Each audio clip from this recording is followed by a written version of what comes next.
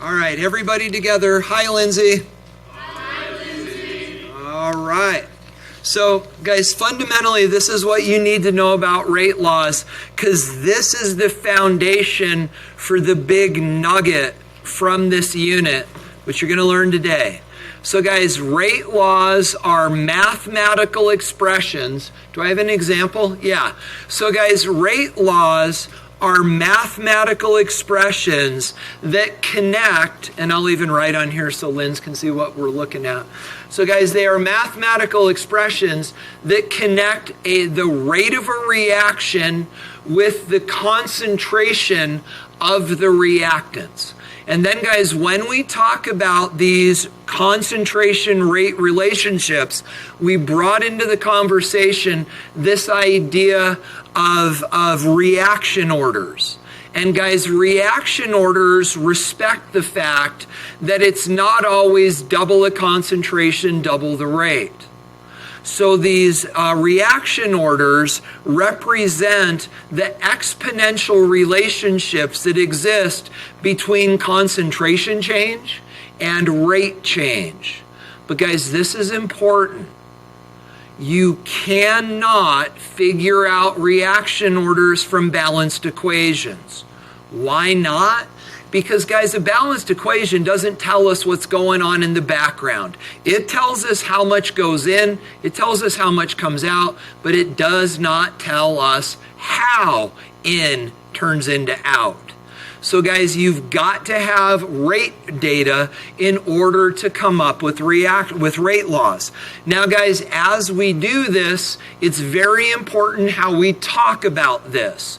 We will always be fishing through data tables. And here are the rules. When you are establishing the reaction order for a reactant, step 1, reference the trials you're looking at. Step 2, establish your control. Step 3, figure out the change to the concentration. Step 4, figure out the change to the rate. And then step 5, identify the reaction order based on those previous 2 things. What do we need to talk about? You guys okay? Oh, hold on. Let me clean up my mess. It brings up a question. Yeah, hold on. Let me get there. Just because it's nice for me to have at least some sort of reference. I don't need this anymore. Okay, 37 you said? Oh, wow. Okay, go ahead.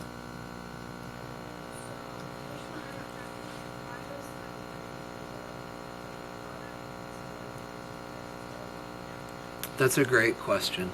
I'm going to try to answer it generically, but if what I say contradicts specifically 37, we'll have to do a deeper dive. Okay, so Elizabeth's question, I believe, was generically, how do we know whether to talk about the disappearance of reactants or the creation of products? Is that the heart of your question? The answer is it doesn't matter. And I don't want to go back there mathematically, but at least mentally, from when we wrote rate expressions, we said that from the balanced equation, we know if this is going away at one rate, the other is being produced at a rate that's described by the coefficients. So there will always be a relationship between the rate at which reactants are going in and the rate at which products are coming out. And we can measure either one of those as a representation of the rate of the reaction. The reason is because it's always simple subtraction. It's how much reactant did you start with, and then instantaneously how much did it change. Or with product, how much did you start with, instantaneously how much did it change, but then this would be going up rather than going down. So technically you really can track the rate of change for the reactants or the products because they're proportional. But typically we look at products. Like the lab that we're going to do not today, and you'll see why, but the lab that we're going to do on Thursday, we're actually going to get really tricky, and we're going to measure the rate of a reaction by capturing the gas that it produces and figure out the rate of the reaction in milliliters per second. So we just need something to change that gives us an indication of how fast the reaction's going. Is that okay? What else, y'all? Are we okay? This could be the world's shortest homework review. You guys really good?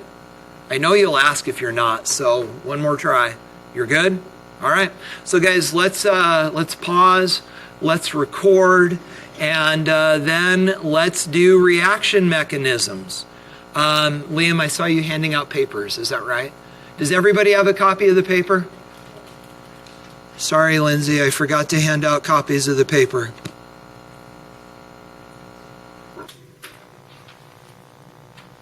So guys, let me start, as I'm starting to record again, let me sort of tee up for you the ball about what we're going to do today.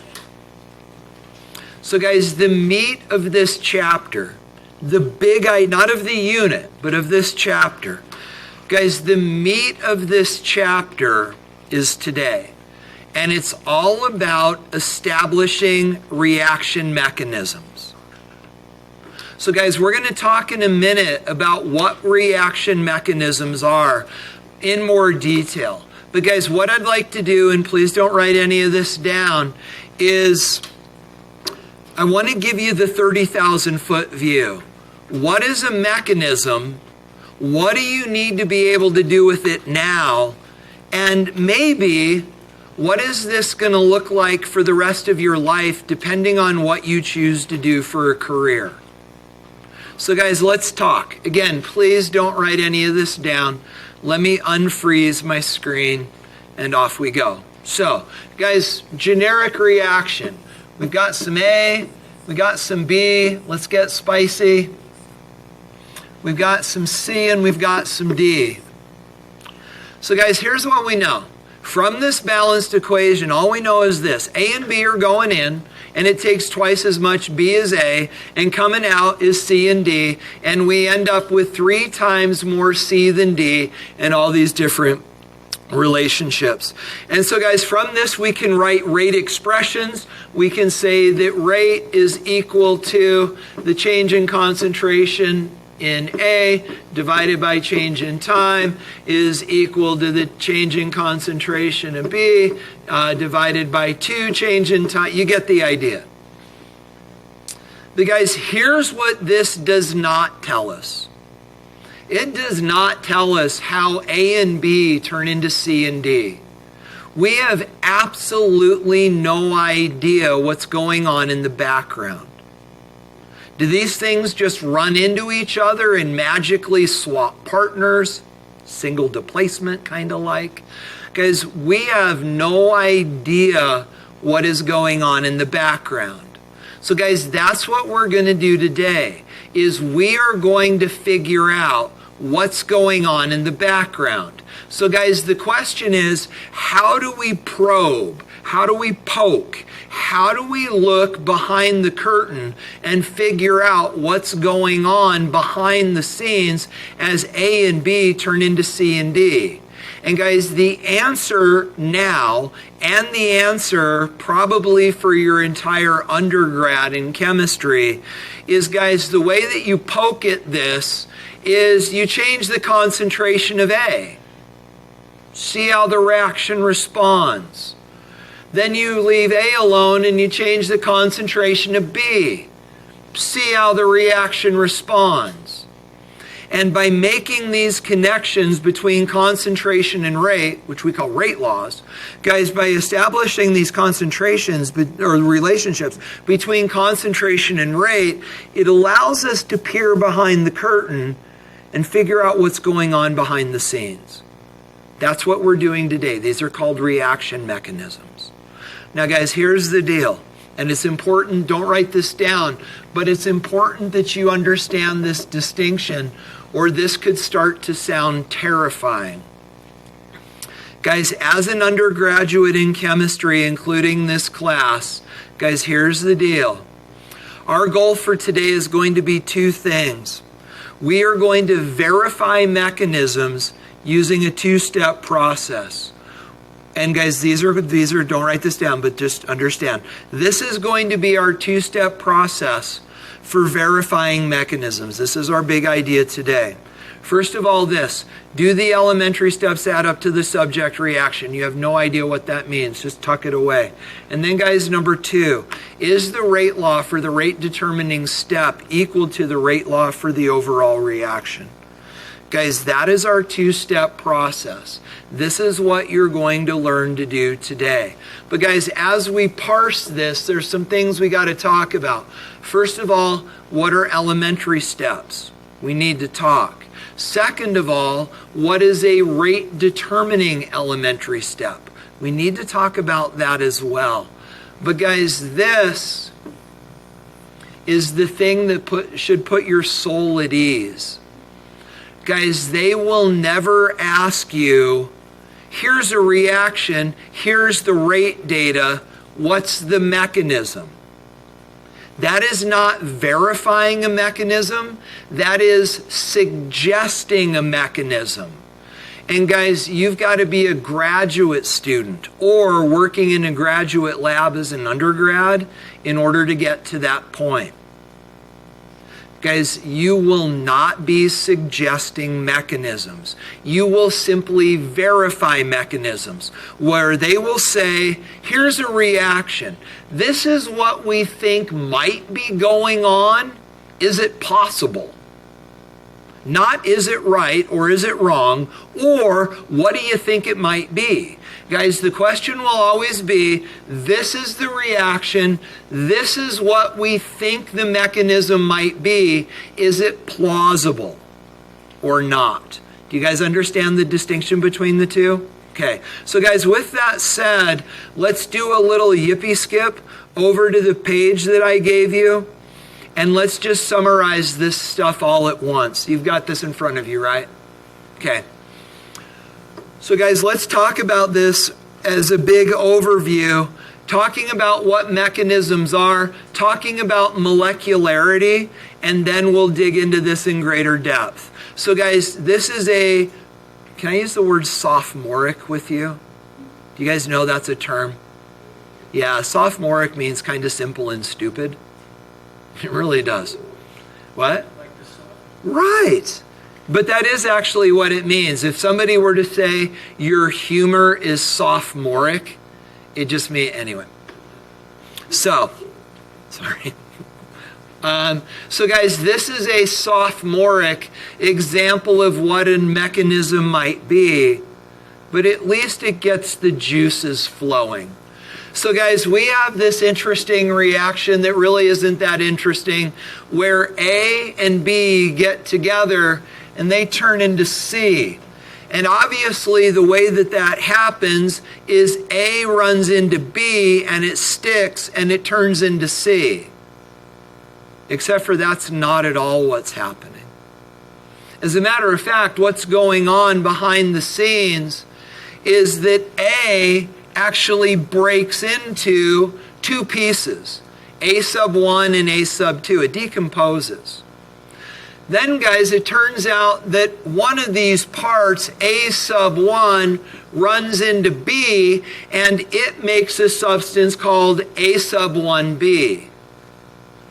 But then, guys, A sub 1b runs into the other half of A, and that is how it becomes C. And guys, obviously this is all fictitious and hypothetical, but guys, this is what reaction mechanisms do. They give us the step-by-step process that tells us how reactants turn into products. Now guys, in the same way that sophomoric means stupid, what does elementary mean? Do you know? It means kind of basic. But guys, it has a very pointed definition. What does do you not know what elementary means? Yeah, think about, you've Sherlock Holmes, right? Elementary, my dear Watson. Guys, what does the word elementary mean? It means it can't be simplified. It's the core. It's the basis. It can't be simplified. 1 plus 1. So guys, these are all what are called elementary steps. Mechanisms are broken into elementary steps. What is it that makes these things elementary? And guys, we'll come back to this, but hear it, learn it now. Guys, the thing that makes this elementary is there's nothing going on in the background. It's core. It's the middle. It can't be reduced. So guys, taking this idea of elementary steps, when A breaks apart, there's nothing hidden. This is simply A breaking apart. When A sub 1 runs into B and sticks, it can't be simplified. It's A sub 1 running into B. When A sub 1B runs into A2, it also can't be simplified. There's nothing going on in the background. There's nothing hidden. What you see is what you get.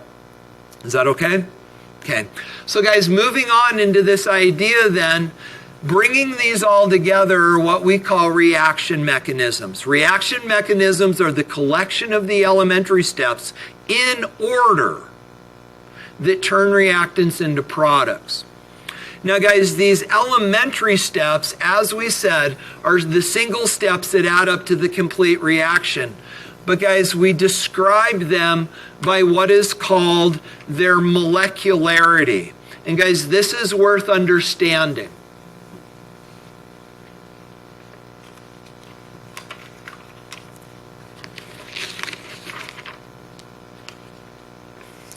All right, Michael. You and me, baby. That's for you. That's a particle. All right, I don't even know if I can do this. So guys, unimolecular, unicycle, 1. If you've got a unimolecular elementary step, it breaks. That's all that can happen if you've got one reactant. The only thing that it can do is break apart. Technically, when you get to college, that's not actually true. The other thing that it can do is rearrange, like bend, but it's one thing. Now guys, bimolecular steps. In a bimolecular step, simply what has to happen is A and B, come on, at least put some effort into it. Guys, so weak. I want you to hit my, hit it. Not hard, you're gonna hurt me. Guys, that's it. Sorry, Linz. Michael and I are fighting with balls of paper. So guys, that's a bimolecular step. All it requires is A to run into B, okay? Then guys, from there, we end up what are called termolecular steps. We're going to have Kale play with us. So guys, notice what it says about termolecular steps. You guys are going to beat me up. So guys, termolecular steps are not very likely. Here's why. In order for a termolecular step to take place, can I steal all of these for a minute? In order for a termolecular step to take place, it cannot be 1 and 2 collide and then this collides with that. That would actually be 2 bimolecular steps. That would be A colliding with B and then C colliding with AB. So guys, in order for a termolecular step to take place, and we're actually trying, we've got to get all 3 of them to collide at the same time. What? 1, 2, 3. Oh, that was pretty close. 1, 2, 3. Oh, shoot. That was good. 1, 2. Oh, shoot. That was bad. 1, 2. And I missed. You get the idea? Now let's make it more exciting. Close your eyes. I'll go in 3. 1, 2, 3. 1, 2, 3. Oh, shoot. You have soft hands. 1, 2, 3. Guys, you getting the idea of why termolecular is impossible? So guys, this is the deal. when you are looking at elementary steps and mechanisms, if you've got two choices, if you've got a mechanism that is composed of uni and bimolecular steps, and if you've got another mechanism that relies upon termolecular steps, even one, chances are good the one with the termolecular step is not the actual mechanism. Unless the reaction goes really, really slow. And now you know why it goes really, really slow. Because it's got that termolecular step. Yes, Braden, you and Jonah are about to get involved too. All right. So guys, are you settled with these ideas of elementary steps and mechanisms and molecularity? You okay? All right, so guys, let's dig into this a little bit deeper. We're jumping out of your notes. This is great foundation. Let's build. So guys, as we build on these ideas, let's come back then to this idea of elementary steps. At some level, this is review. But guys, let's put a really fine point on this. Whatever's not in your brain is worth putting on paper. So guys, what are elementary steps? Elementary steps are simple one-step processes that depend solely on concentration. You made a snowman. Hey, you killed our snowman. So guys, this is important. They only rely upon concentration. Don't miss this idea. Write it down and then let's understand it. So guys, you ready? Unimolecular, watch the paper ball. Unimolecular step. What does A have to do in order to do a unimolecular process? Break apart. If you want that to happen faster, what do you need? More A. Assuming we're not changing temperature. So guys, a unimolecular step is just dependent on the amount of A. More A, more break aparts. So guys, what about a bimolecular step? They got to run into each other. You want them to run into each other more often, what do you got to do besides increase temperature? You got to add more. Guys, it's all in surface area. But guys, it's all about constant. Here's the bottom line. There's nothing going on behind the scenes. A is running into B. If you want more A to run into B, you need more A and you need more B, but that's it. It all depends on concentration. So guys, this leads us somewhere important and counterintuitive. We'll get there in a second. So guys, we know this. The sum of these elementary steps adds up to the mechanism. These elementary steps can be described by their molecularity. You know that as well. It's on the other sheet. But now, guys, we've got to add a new term. I don't think this is this you need to include. Guys, it's the idea of intermediates. This you want to scratch down if you can't keep track of this. Guys, intermediates is a term that you need to know in order to make this stuff make sense. Intermediates are substances that are formed by one elementary step and then consumed by the next elementary step, and they never show up in your balanced equation. No. What's that?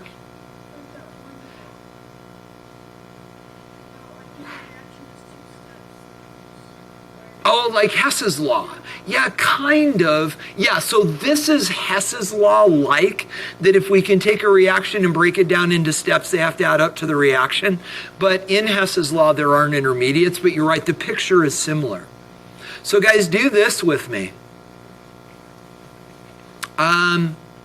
In our sophomoric mechanism on the paper that I handed you, circle the intermediates.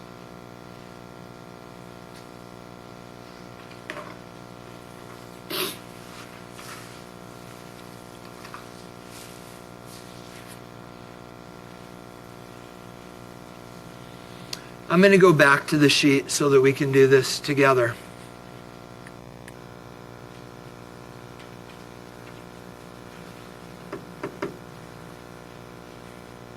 Sorry, were you still writing this down? Did I screw you up? We'll come back to it in a minute. But guys, given your understanding of intermediates, how many intermediates are there in this mechanism? Let's try 3. So these are the ones that I see. So this reaction makes A1, which then gets consumed here. Oh, I think it might be 3. So guys, that is an intermediate. This reaction also makes A2 that gets consumed down here. So that would be an intermediate. Yeah, I think you're right, Michael. And then A1B is also an intermediate. So we have 3 intermediates. But now, guys, you ready for this? This is interesting. Cross out your intermediates, and guess what you're left with? A plus B is C. Huh? Now it's really starting to feel like Hess's law. Guys, do you understand what intermediates are? That make sense? Okay. So let me go back to the next slide, which is where you all were just a moment ago. And let's make sure you're good if you want a more technical definition for intermediates. So guys, here, let me get out of the way. Let me let you write.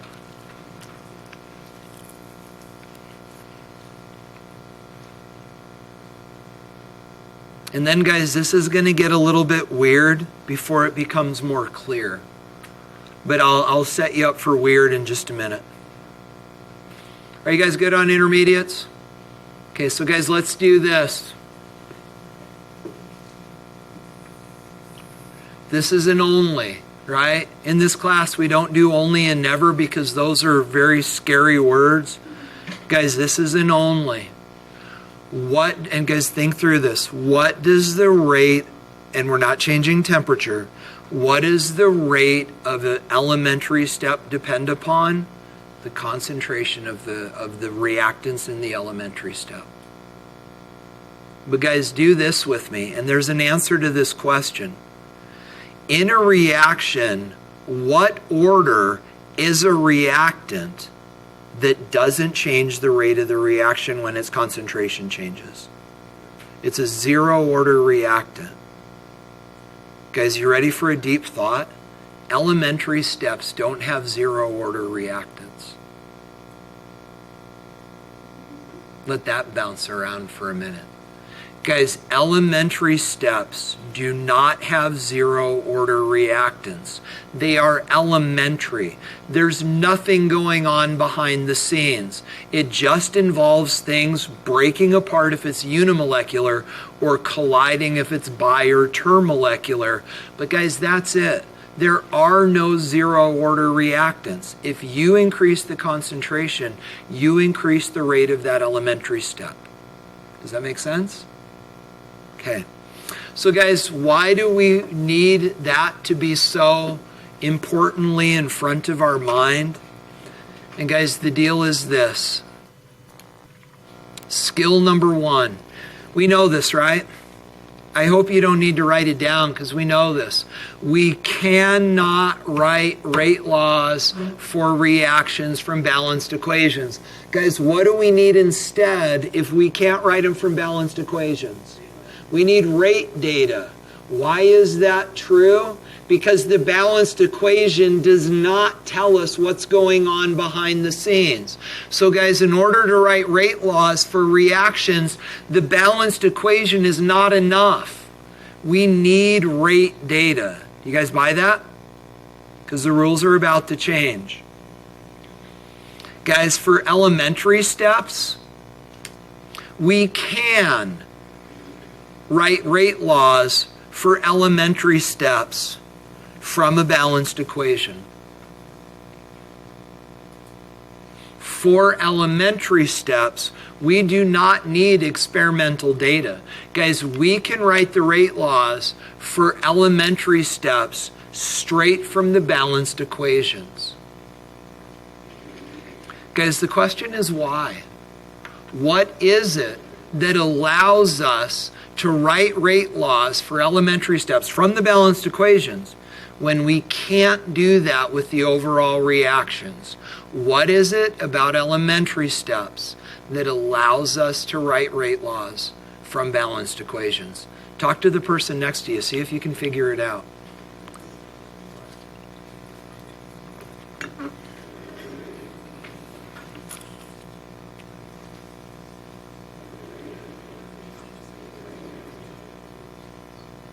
This is a hard question, you guys. Is anyone feeling brave? Okay? Me neither. What is it that allows us to write what is it that allows us to write rate laws from the balanced equations for elementary steps while we can't for overall reactions?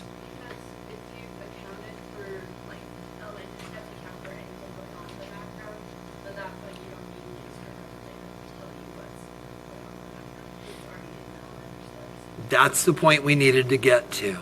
It's already in the elementary steps. Guys, there's nothing going on in the background. If you want to make this bimolecular step go faster, you can increase the concentration of this. And guess what? If you increase the concentration of this, let's say double. You double the concentration of this, you double the rate. You double the concentration of this, you double the rate. There's nothing hidden. It's just about collisions. Does that make sense?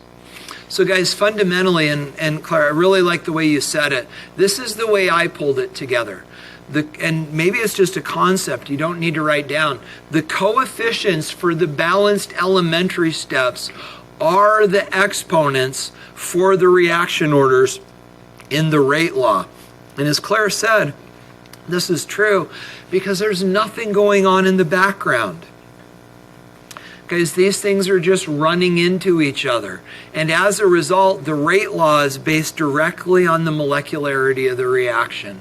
It's simple concentration-dependent collisions, and if the concentration doubles, the rate doubles. All of these relationships are just straightforward, direct relationships. You guys good? Does that fundamentally make sense? It's an important idea in where we're headed with this. You guys okay? All right. So guys, there's one more term that we need to understand, and then we're going to actually start playing with this. Guys, that term is the term, the rate determining step. So guys, here's what we know. For reactions that occur in multiple steps, the rate of the overall reaction cannot go faster than the slowest step. So if we have a reaction that occurs in multiple steps, the reaction cannot go faster than the slowest step. Michael, do you have your phone? Grab a stopwatch. Jonah, do you have your phone? Grab a stopwatch. Kale, you might want to loosen up your shoulder. Your throwing arm. It's your throwing arm. So guys, here's what we just established. Braden, you have the joy of being the slam dunker. So guys, here's what we've just established. It's funny, Elizabeth, after you said that about Hess's law, I keep having all these strange thoughts in the back of my head about how this is like Hess's law. And probably a lot of them are wrong, but it's interesting. So thanks for planting the seed. All right, so guys, here's what we know. If we have got a process, a reaction, and if that reaction happens in multiple steps, guys, the reaction cannot go faster than the slowest step, and we call that the rate determining step. Now, Liam, I'm having flashbacks to when I was shooting all those darts at you. I love that you had your goggles. That was a beautiful day. All right. So, guys, at the risk of throwing out my shoulder, we are going to carry out a reaction that is simply this.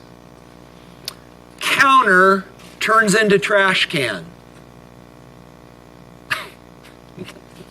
What are the chances? So it goes like this. Come on. Oh my! That's it. Let's go home. We're done. We're done. Woo! Maybe the intermediate was when it hit the wall. Never mind. So, I can't.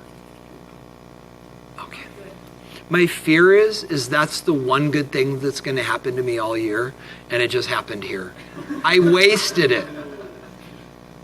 So, guys, the overall process is to take counter paper and turn it into trash can paper. And you sort of saw the overall process. Counter, I love that I made that, turned into trash can. But what you don't know is it's actually a two-step mechanism. What's actually happening is counter turns into kale. It's actually, and then the next step is kale, three-step mechanism. Kale turns into Braden, and then the last step is Braden turns into trash can. I'm going to come a little closer. This has got a very high likelihood of going really poorly. I'll come over here. All right. So guys, here's the thing that you don't know. These steps don't all happen instantaneously. So guys, it turns out that kale is a bottleneck in the process. Kale didn't eat breakfast. It's a little cold. It's not moving so fast. So guys, it turns out that kale is actually only able to take one of these balls and turn it from kale into Braden every 10 seconds. But then guys, it turns out that Braden turning balls into trash can happens instantaneously. So I guess at this point you don't need your phone. We'll play with it in a minute. But Michael, you're the catcher, and Joni, you're the catcher, and you're the thrower. Braden, you're the slam dunker. Actually, maybe I'll do a stopwatch. This can have a speed as well. So what did we say for you every 10 seconds? I'll go every 3. This is going to be a mess. All right. So 3 seconds. Can I make this repeat? What happens?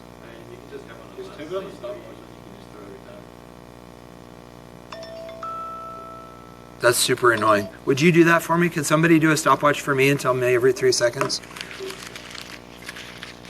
Okay, so you're going to tell me go. Michael, you're going to tell him go. You're going to catch for Braden, set it down. And then the minute it's sitting there, you're going to slam dunk. Who's got my 3? You got it? Okay. All right, we got to start our stopwatches at the same time. Ready, go.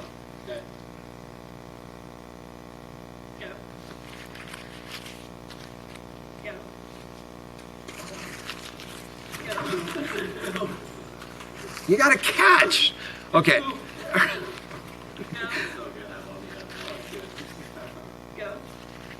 Wait, Michael, you're telling, oh, you're watching your own clock?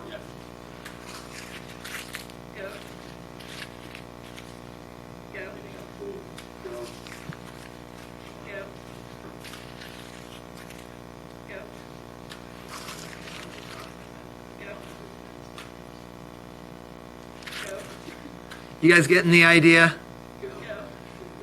So besides Michael getting frustrated because they're all building up, he said, I've got a pool. A pool of what? Intermediates. See, guys, he's got a pool of intermediates sitting there. So, guys, don't miss this. This is important.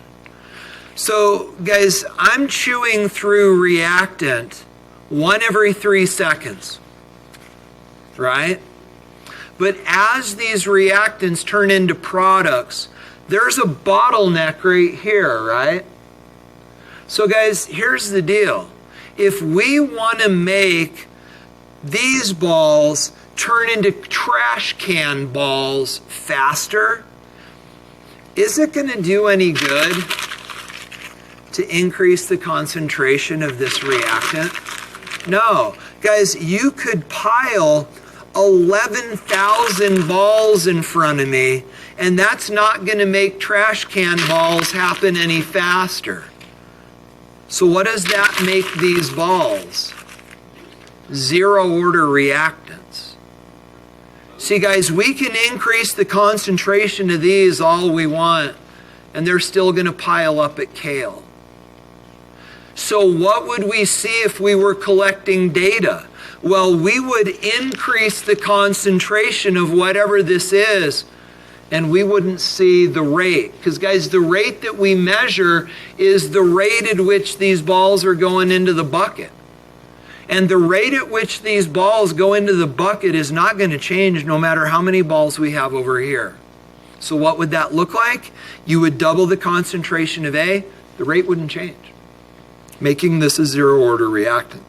Because this is where the analogy falls apart. Because if that's a zero order reactant, there's got to be some reactant that does matter. So really what we would have to do is we would have to say this first step is like A and B get taped together, and anyway, it gets into a mess. But guys, the bottom line is you understand now this. The rate at which these balls went into that bucket had nothing to do with how quickly I was throwing the balls to Michael. It had nothing to do with how fastly Braden was throwing the balls into the trash can. It had everything to do with the rate at which Kale was throwing the balls to Braden, making that step the rate determining step. So how fast can this reaction go? No faster than that rate determining step. Does that make sense? Okay. So guys, we're now ready to pull all these ideas together, but first, we're going to recycle.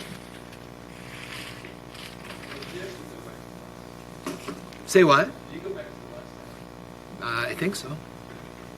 Yeah. Is that this? Oh, was it that one? No?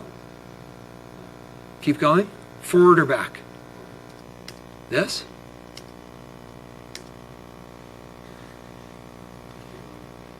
That's the next slide where I don't think we've been. Yeah, we haven't been to the next slide yet.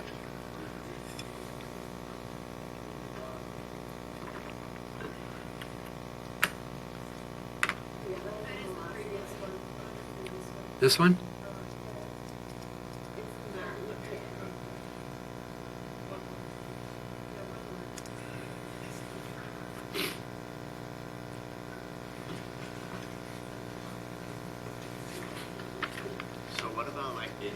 Here's the notes. What? It took you to throw to Michael. What about it? Does that not affect my time? Very slightly. I mean, so there would be an instantaneous delay, right? Because we've got to get this to you. But the minute that happens, you're going to be building a stockpile. And so functionally, if we were to collect the rate data, it would still appear as a zero order reactant. Is that okay? John, you're good because you have the notes now? Okay. Keep them. It's fine. I'll go without a net. All right. So guys, what then can we do with all this information?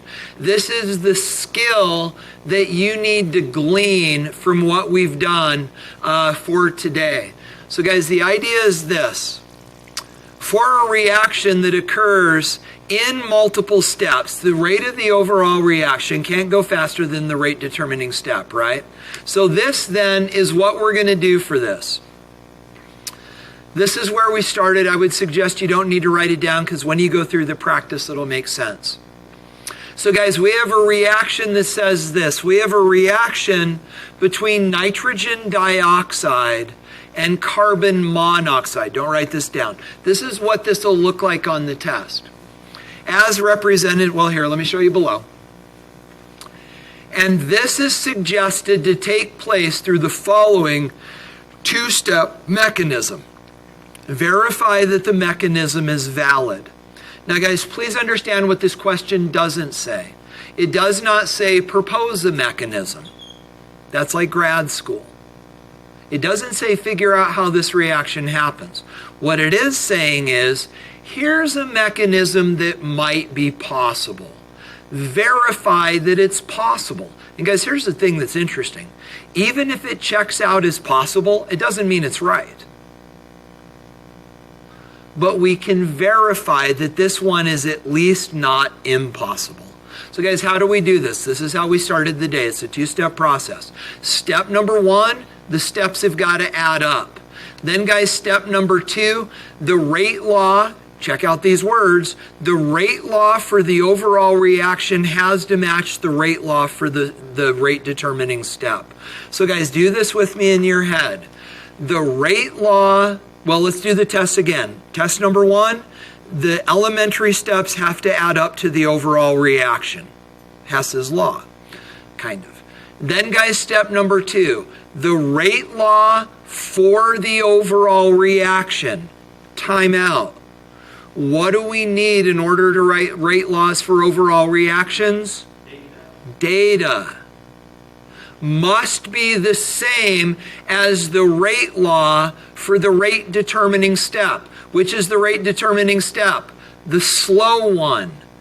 But guys, we can write rate laws for elementary steps without the data because they're elementary.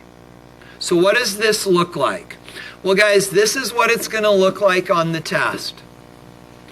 They are going to give you, and guys, this is worth writing down. Just write down the equations. They are going to give you the steps for the elementary steps. Step one, step two, and the steps for the overall reaction.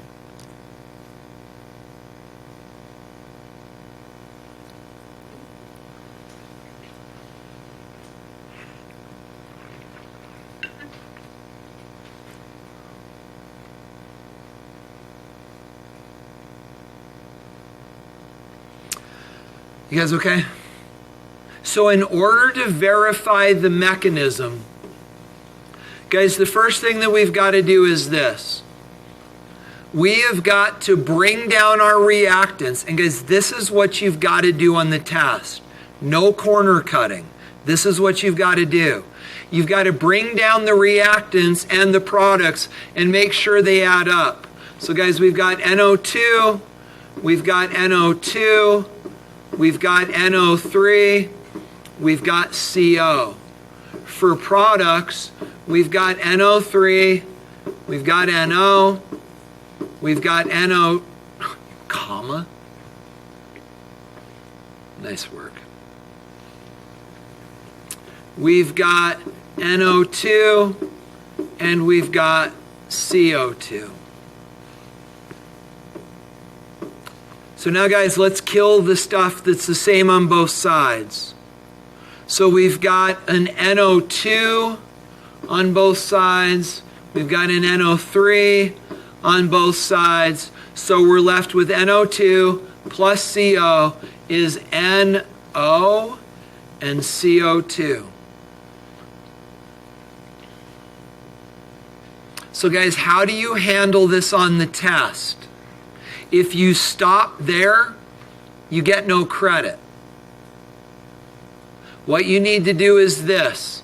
You need to show this work, and then you need a brief explanatory sentence that says the elementary steps add up to the subject reaction. Is that okay? Questions on that? That's step one. Good? Okay, so guys, this is a little bonus thought. Are there any intermediates in this mechanism? And if so, what are they? Are there intermediates? Yeah, NO3. So guys, NO3 is produced by this step, and it is consumed by this step, and it does not show up in the overall reaction. You would never even know it's there because it's created and then consumed. You guys good there? Yeah. Oh, yeah. So understand there's nothing magic about it. But once you're done with all of this goodness, you simply need to identify that the mechanism adds up to the overall reaction. That's it. Where's my trash can? Are you all done with this? Oh, good. Okay. You never thought you'd bond with a trash can. Yeah.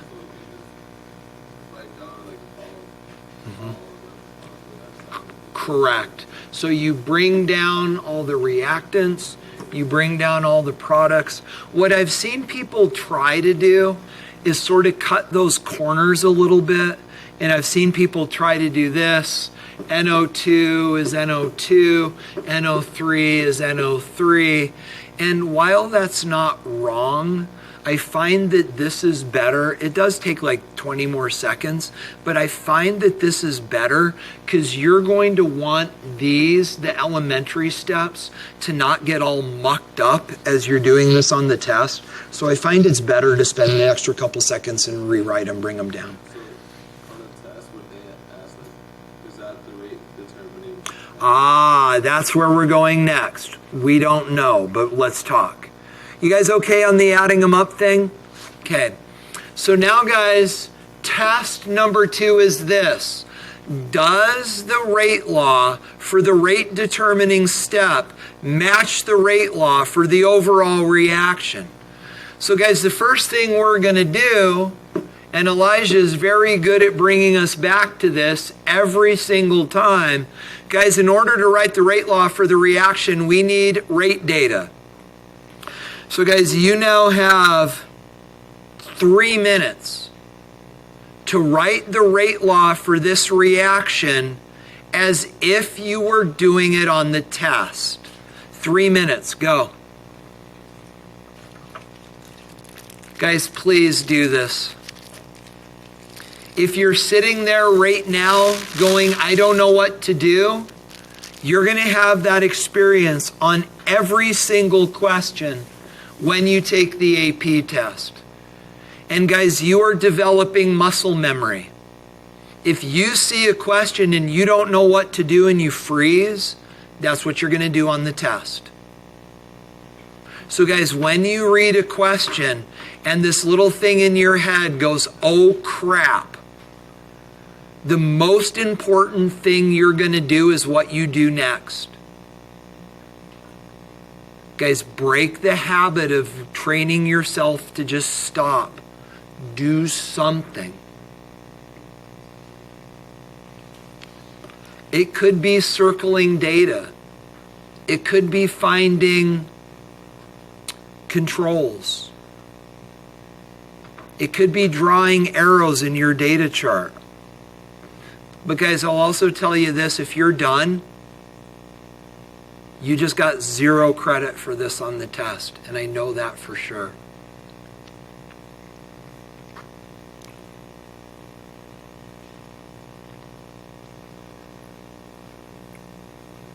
This involves at least 6 sentences, maybe more.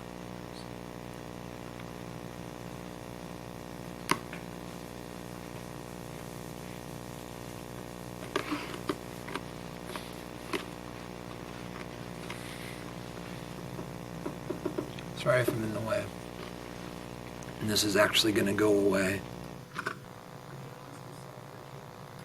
No. No. Don't need to.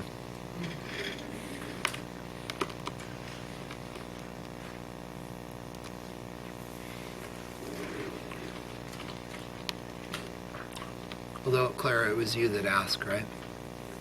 Typically, when you see these questions on the AP test, you'll have already done that. They will give you data. They'll have you solve for K. They'll have you figure out the rate at some new set of concentrations. They'll even have you write the rate expression. Typically, that's first. Then they'll get to the bottom of the question and they'll say, hey, here's a possible mechanism. Is it possible? You will have already written the rate law because you will have done that earlier. That's typically how these flow.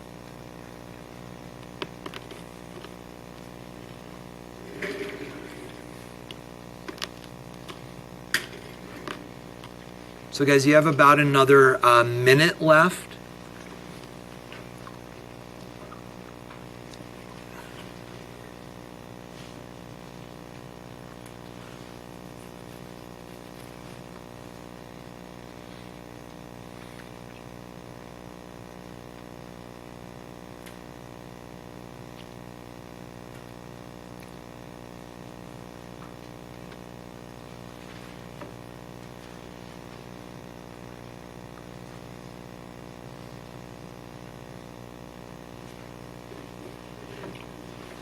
You know what, John, I need to steal my notes back. I don't exactly remember how this slide continues. Just trying to figure out how to space my work. Okay. No, that's a good question. So, Kale, the only time that they give you boxes on the test is if you are drawing pictures. So the way the test looks, I wonder if there's even a rate question on this test.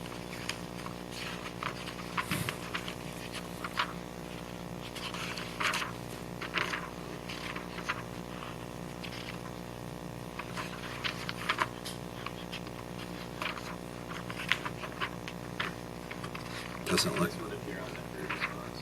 This is the free response. So this is literally somebody's work whose initials FIG. I don't know who that would be. Anyway, so this is what it looks like. They give you the question and then you have empty space to write. Yeah. All right, guys, so let's get into this. And frankly, I don't want to have to write all this down, so let me just do it verbally. But guys, again, you have got to train yourself to not give up. If you're in a weight room and you're trying to get strong, and if you lift the bar off the rack and you drop it on your chest and sit there, you have trained yourself to not push through resistance and you're never going to get stronger. So guys, the first thing that you do is the most important thing that you can do. And guys, if I was completely stuck and had no idea, I would at least do this and I would find my controls. Hey, that's a good start. And then guys, I would say to myself, okay, I know that when I establish reaction orders, I need to talk about my trial. I need to talk about, what do I keep hearing? Anyway, guys, we got to talk about our trial, our controls, the concentration change, the rate change, and the reaction order. So here we go. Referring, and guys, this is what you should have written down, referring to trials 1 and 2, where NO2 is held constant, the concentration of CO doubles. The rate of the reaction does not change. As a result, CO is a zero-order reactant. Yes? Okay. New sentence, new paragraph. Referencing trials 1 and 3, where CO is our control and the concentration of NO2 doubles. The rate of the reaction quadruples. As a result, NO2 is a second-order reactant. Now, guys, by the way, if you get on the test and you're like, you can't remember the name for goes up by 4 or goes up by 8 octuples, you can always just use mathematical symbols. You can say the concentration of NO2 goes up by a factor of 2. And the rate goes up by a factor of 4. You can always revert to that factor of verbiage, and that works as well.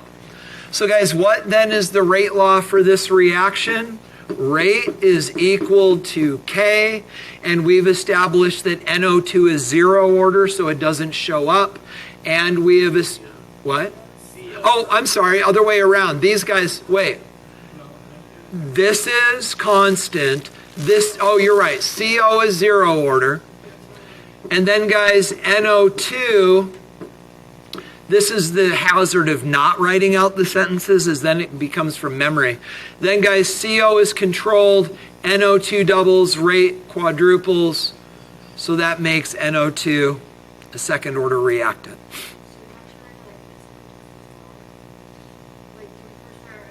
Yes, yes, yes, yep. Yep. You guys good? Yes.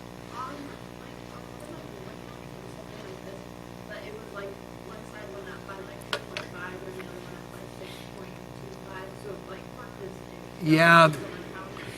I wonder, though, if you're thinking about rate expressions and not rate laws.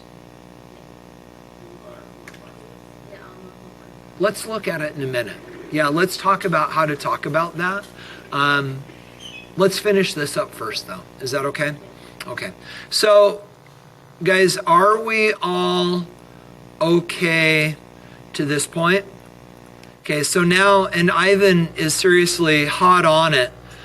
Guys, the next thing we need to do then is we need to take this rate law and we need to now verify the mechanism.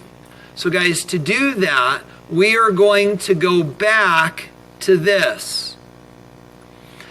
And guys, this is where the whole idea comes together. So here's what we know. We know the rate law for the overall reaction. K, check me. Is it NO2 that's second order? Okay. But now, guys, this. We need to write the rate laws for the elementary steps. We don't need data. Goes like this. Rate is equal to K times NO2 times NO2. That is the rate law for that elementary step. Then, guys, the rate law for the second elementary step would be K times the concentration of NO3 times the concentration of carbon monoxide. Monoxide.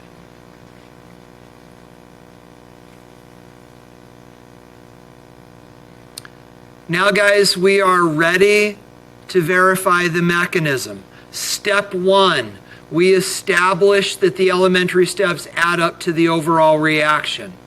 Step 2 is this.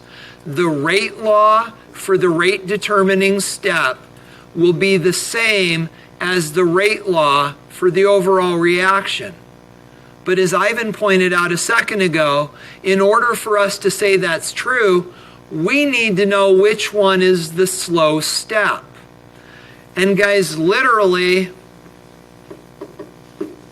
they just tell you which one is the slow step. It will say next to the mechanism, this is the slow step. And at this point, you can now say that the rate law for the overall reaction is equal to the rate law for the slow rate determining step. But guys, maybe some of you are looking at this and you're going, no, it's not. Do you see the connection between these two? What's NO2 times NO2? NO2 squared. Do you get it? Guys, that's what you're doing. That is the process. Guys, be thorough. Don't cut corners. These should be really easy. If they're not easy, it's because you're cutting corners and you're getting yourself in trouble. Guys, this is one of those things on the AP test. These are easy points. Spend the time to do these well so you get these easy points. Okay, so I still, Clara, want to come to your question, but I want to show you one other way they might approach these. So guys, are you comfortable with everything on the screen? Chase this from a different direction? No, yeah, so what you would say then is a final sentence that would say, this mechanism is valid because the elementary steps add up to the overall reaction and the rate law for the rate determining step is equal to the rate law for the overall reaction. So what we did, John, is we sort of talked about those separately. Here's what you can do. And guys, this is a little time saver. I have no idea how to do this, but this is going to make a mess, but let me try to show you. So going up in the slides,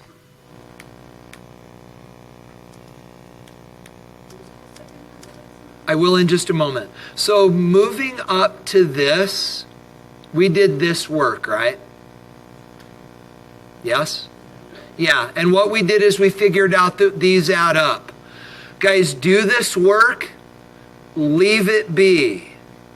Then we did this work,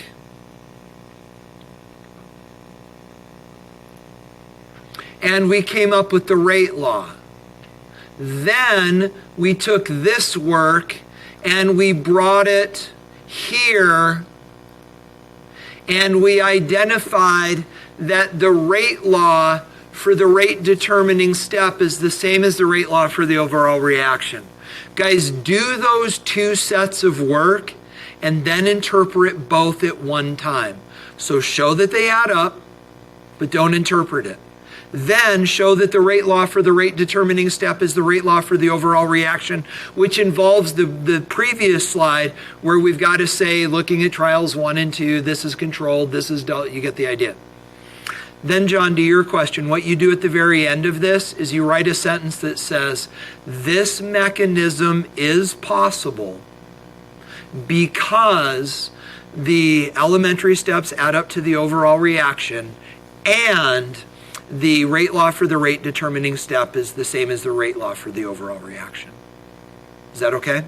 Okay, yeah. If you did the first one and the elementary steps didn't add, Then stop. You're done. There's no reason to go on. If they don't add up, you're done. Yeah. Okay, are you guys good on this idea? Then let me show you a little curveball that they're going to throw at you. Guys, let me show you. This is the other thing that they're going to do. Oh, did I stop recording? No. Guys, this is the other thing they're going to throw at you. They will take away this. This is gone, and this will be gone. And they will throw other questions at you that say this. Here's a reaction. Notice the change. Here's a reaction. This mechanism is good. Figure out which is the slow step. So you're no longer verifying the mechanism. They're telling you it's good. What they're asking you to do now is figure out the rate determining step. That means you don't have to do the first test. We already know that they're going to add up. All you've got to do is come up with the rate law, come up with the rate law for the overall reaction, come up with the rate laws for the elementary steps, and then whichever one matches is your slow step. Every time. Yeah, guys, if you didn't hear Michael's thought, every time you establish the reaction orders for a rate law, you've got to include those sentences. Just a second, go ahead. And they'll give you a table of information. They have to, yeah. Go ahead, guys.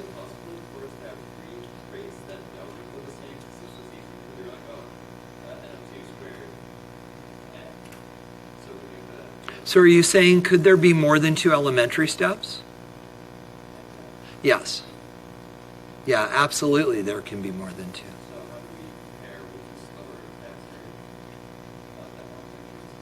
You don't, yeah, you don't need to know slower or faster. You need to know slowest.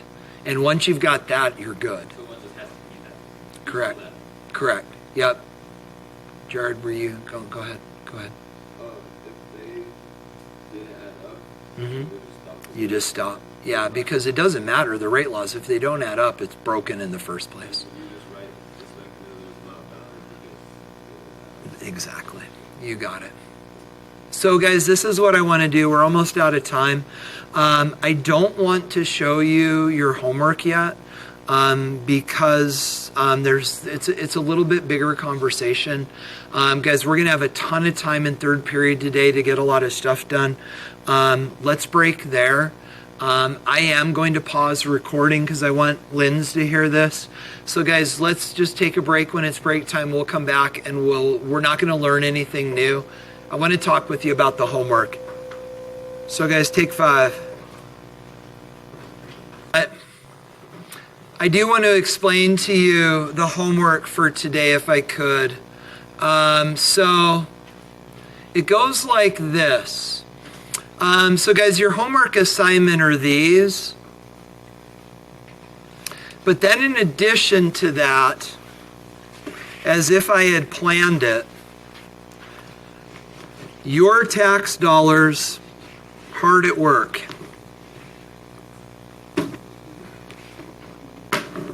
So, guys, I would argue, but there are people in the school that I respect greatly that don't agree with me, and that's fine. But I would argue that Princeton Review does the best review books for AP classes and for the ACT. If you're in the market, this is probably the best ACT review book ever. It's actually small enough that you might even consider looking at it. And guys, it is so dense with interesting information that when you sit down and take the ACT, it almost feels like you're cheating. Because you find yourself thinking, I know what they're trying to do to me because I learned about it in this little book. It's worth getting. But guys, with that said, did I get you guys? No. And you all. Guys, these are yours to keep. My suggestion would be that you never, ever, never, ever, never, ever, never get rid of these. Because guys, when you get to college, I know the trajectories that most of you are headed on. And guys, chemistry is going to be a part of the classic example. You want to get into medical school. You got to take the MCAT. Guys, the MCAT has a ton of chemistry on it. It's all in here. Well, not all of it. There's also organic in there. But guys, the bottom line is this is not only a wonderful resource for now, I would keep this for college. It is a very, very well-written summary of college freshman chemistry. It's worth, well, you didn't pay for it. I was going to say it was worth the money you spent, but it's worth the money I spent. So, guys, for now, take these home and leave them at home.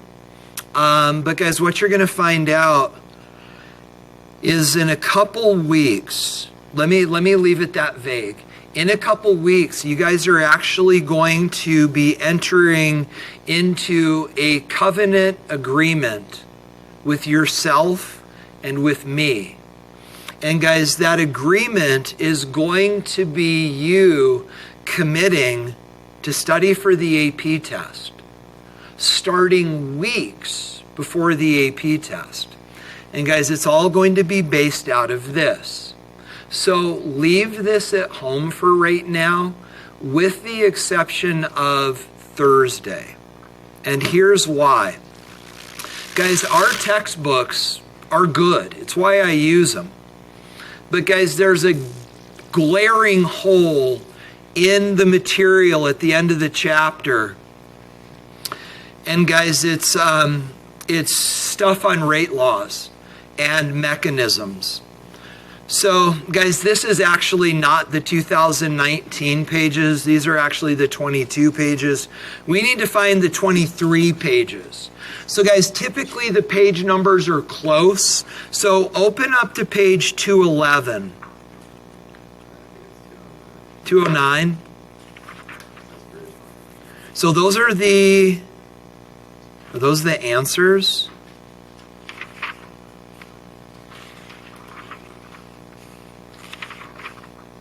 Yeah, those are the answers. Oh, look at the top of page 209. Comparing the results of experiments 1 and 2. Go back. Oh, guys, actually, you know what? Hey, yeah, hey, while we're there, let's do this. Would you go to page 184 with me, please? On page 184, remember how I told you the idea that there was an important portion of this unit that we're skipping because it's about connecting reaction orders to graphs? Guys, you'll notice what it says at the top of 184, determining rate laws using initial concentrations. Look below. Here's how it's done. That's what we've done, right? Let's look at A from experiments. These are your paragraphs at the bottom of 84 and the top of 85. Oh, and there's a C. So it gives you all of them, and then we've got the rate stuff, right? Then guys, turn the page. Writing rate laws using concentration in time. Concentration change over time does give you rate. And therefore, we should be able to write rate laws from this. But guys, this is what you're going to have to memorize. If you have a zero order reactant, its graph of concentration versus time is down at the bottom of page 186. Sorry. If you have a zero order reactant, there is no graph. If you have a first order reactant, it looks like the graph at the bottom of 186. But you'll notice that it's not the concentration, it's the natural log of the concentration. You don't have to understand it, you just have to memorize it. Then guys, going over to 187, if you've got a second order reaction or a second order reactant, see where it says rate is equal to K times A squared, second order reactant? Guys, there's an equation down below that also involves, it's the equation that describes the relationship, but if you turn the page, there's the graph. And there's a linear relationship between time and 1 over the concentration change. And then again, as Michael said before it gets into half-life, guys, we're going to talk about all of these graphical relationships to rate laws later. We're not going to do it now, and it will not be on the unit test because it's memorization, and we'll just do it later. Okay? All right, so with that said, let's find, go to page 193. Is it starting to look familiar? On 193, what are they doing hot in the middle of the page? Adding up elementary steps, almost as if the stuff that I teach you has something to do with the AP test. Yeah, right. So, right, and that's what Ivan was getting at, right? And it was actually, John, you said, notice we've got fast, slow up at the top of 193. Do you see that, John? Well, you get the idea. So there's only one that's slow. That's all we need to know. The other ones are just faster than that. Then, guys, turning the page again, we've got the idea of the rate laws. There's more explanation about how this works. Guys, you see the humps? Those are the desks. That's me throwing a ball to Michael, Kale. Anyway. Catalyst we're going to talk about next time in class. Then, guys, turning through the multiple choice questions. There they are. Page 201. These are the free response questions that we're going to do. So, guys, our page is not 211, it's 201. And we are going to do questions 1 and 2. Turn the page again to 3, 4, 5, and 6. Guys, those are the ones that we're going to do in review, but not now.